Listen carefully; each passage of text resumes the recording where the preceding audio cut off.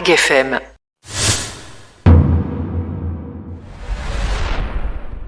Et c'est devenu l'un de nos rendez-vous réguliers sur AgFM en partenariat avec le groupe astronomique de Carqueville. L'objectif, démocratiser l'accès à l'astronomie et vous montrer qu'il suffit parfois juste de savoir lever les yeux. Et en ce mois-ci, on s'intéresse aux planètes, celles que l'on peut observer à l'œil nu, sans télescope, sans filtre, juste avec un peu de curiosité et un bon timing.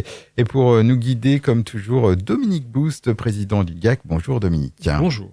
Alors, l'observation des planètes, on revient aux origines. Comment ça a commencé ?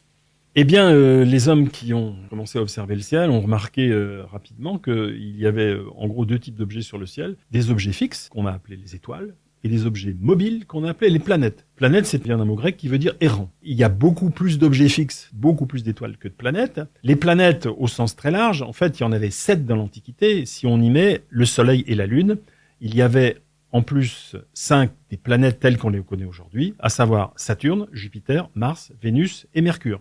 Ce sont d'ailleurs encore de nos jours les seules planètes que nous soyons capables de voir sans instrument, à l'œil nu. Cet objet mobile visible dans ce ciel qui correspond justement au jour de la semaine. Eh bien, on vit encore sur cet héritage de la première astronomie, puisque c'est sur ces 7 objets mobiles dans le ciel de l'Antiquité que ont été bâtis nos 7 jours de la semaine.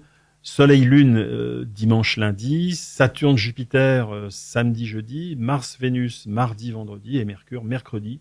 Le compte y est. 7 jours, 7 objets mobiles dans le ciel de l'Antiquité. Et alors, comment on fait pour justement voir cette différence entre une planète et une étoile dans le ciel ?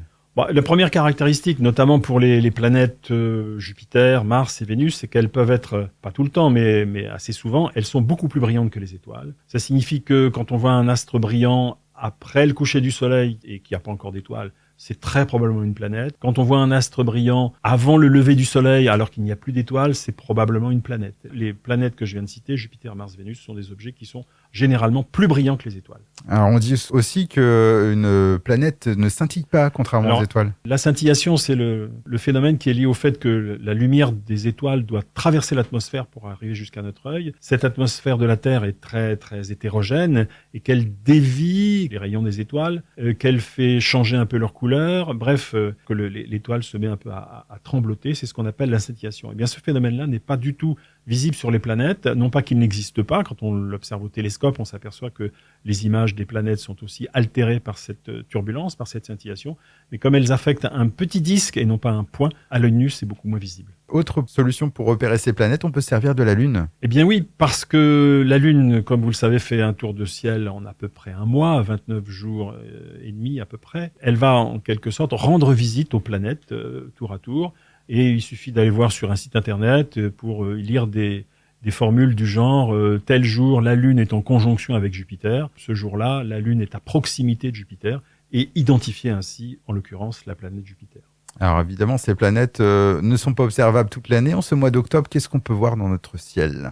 Jusqu'en milieu de nuit, en tout cas dans de bonnes conditions, on peut voir Saturne qui est au sud du carré de Pégase. Alors Saturne n'est pas un objet qui est très très brillant, en tout cas c'est pas l'objet le plus brillant dans le ciel. C'est un objet qui n'est pas très spectaculaire, il faut aller sur un site internet pour savoir exactement où il se trouve, mais c'est quand même un objet brillant au sud du carré de Pégase. Ensuite on a Jupiter, la plus grosse planète du système solaire et un astre extrêmement brillant qui sera visible toute la nuit dans la constellation des Gémeaux, là on peut pas le manquer. C'est vraiment beaucoup plus brillant que les étoiles. Et autre astre beaucoup plus brillant que les étoiles, à tel point qu'on le voit encore dans les lueurs de l'aube, c'est Vénus qui brillera vers l'est, donc dans la direction où le soleil se lève, jusqu'au début du mois de novembre. Alors on parle d'ici d'observation à l'œil nu, mais si on veut aller un peu plus loin, est-ce qu'une simple paire de jumelles permet déjà d'en voir davantage ? Un petit peu plus.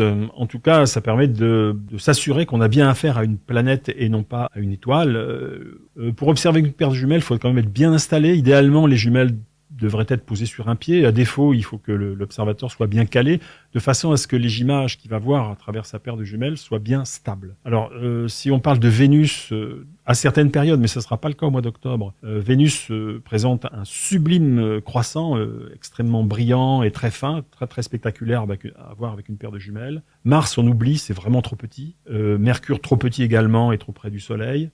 S'agissant de Jupiter, on pourra voir facilement ces 4 satellites, dits galiléens. Ils ont été découverts par Galilée en 1610 avec sa lunette extrêmement primitive. relative, mais on peut aussi voir ça avec une paire de jumelles. Et puis, s'agissant de Saturne, dans le meilleur des cas, on pourra deviner l'ovale des anneaux. Mais actuellement, on voit les anneaux de Saturne par la tranche. C'est donc pas un objet accessible avec une paire de jumelles. Eh bien, merci beaucoup Dominique Boust, président du groupe astronomique de Kirkeville, pour cette exploration de notre système solaire à l'œil nu. Comme toujours, pour en savoir plus, il y a votre adresse www.gac-astro.fr.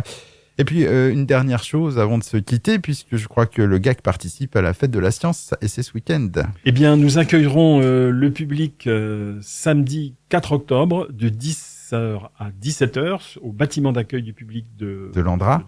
Il y aura évidemment des visites guidées de notre exposition Tant du ciel, tant des hommes, avec une collection d'objets absolument exceptionnels. Et puis on proposera aussi aux enfants des ateliers de construction de cadrans solaires et on leur fera découvrir les secrets du pendule et on pourra même apprendre aux plus curieux à lire l'heure sur un astrolabe. Donc ça, c'est la fête de la science à l'Andra le 4 octobre prochain. Puis autre événement pour le GAC, toujours en lien avec cette exposition, il y a une conférence. Alors la conférence, elle aura lieu le 10 octobre à 20h30 à la salle Paul-et-Loire au centre culturel Le Casar à Cherbourg, et elle nous est proposée par Roland Lehoux, qui est astrophysicien et qui va nous parler d'un sujet incroyable, mais d'une façon avec un tel talent que ça vaut vraiment la peine d'y aller. C'est la relativité d'Einstein au cinéma. Pendant au moins le temps de sa conférence, vous aurez l'impression que la relativité d'Einstein, vous comprenez. Bon, après, ça sera peut-être plus compliqué, mais c'est une conférence qui est absolument passionnante et étonnante. Donc, conférence le 10 octobre, on le rappelle, au Casar de Cherbourg, salle Paul-et-Loire. C'est à quelle heure ? Eh bien, c'est à 20h30 et l'entrée libre est gratuite.